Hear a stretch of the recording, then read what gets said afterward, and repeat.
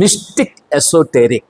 Mistake esoteric as for example, Dhruv ભટ્ટની લગભગ almost બધી જ નવલકથાઓમાં આ મિસ્ટિક એસોટેરિક અને ભારતીયતાનું તત્વ, ભારતીયતા કોને કહેવાય, વોટ ઇઝ ઇન્ડિયનનેસ, એનો અનુભવ કરવો હોય તો આપણે ધ્રુવ ભટ્ટની નવલકથાઓમાંથી પસાર થવું પડે.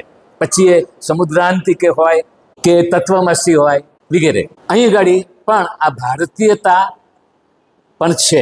છીલુગરીના સર્જકે ગુજરાતના આહવા ડાંગ વિસ્તારના આદિવાસી જીવનના અદ્ભુત લોકમાં લઈ જવાનો ક્રિએટિવ એફર્ટ, સર્જનાત્મક પ્રયાસ કર્યો છે.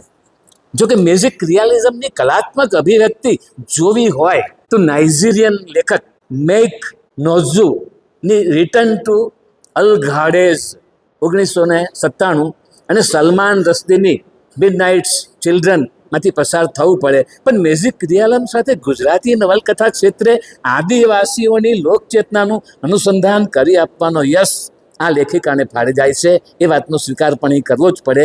જો કે છીલુગરીના સર્જકનો કલાત્મક ઈરાદો આ નિમિત્તે ટાઈમ ટ્રાવેલિંગ કરાવવાનો છે, તેમજ ડાર્ક ટુરિઝમ કરાવવાનું પણ છે. છેક રામાયણ મહાભારત કાળથી આજ સુધી સ્થિત્યંતરો પામતી જતી આદિવાસી સંસ્કૃતિ એ લોકચેતનામાં એના પડળ લેખિકાએ અહીં એવી રીતે ખોલી બતાવ્યા છે. શાશ્વત અને સાંપ્રતના આવતા જતા સમયનું કન્ફ્રન્ટેશન અહીં ભાવકની સાક્ષીએ થાય છે. એ બાબત આપણા રસનો વિષય બને છે.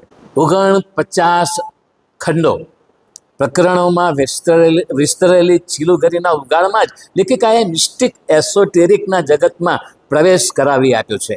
કવાડિયા પર્વતની તળેટીમાં લેખિકાએ વસાવેલું ફિક્શનલ વિલેજ છીલુગરી અહીં આકાર પામતું જાય છે.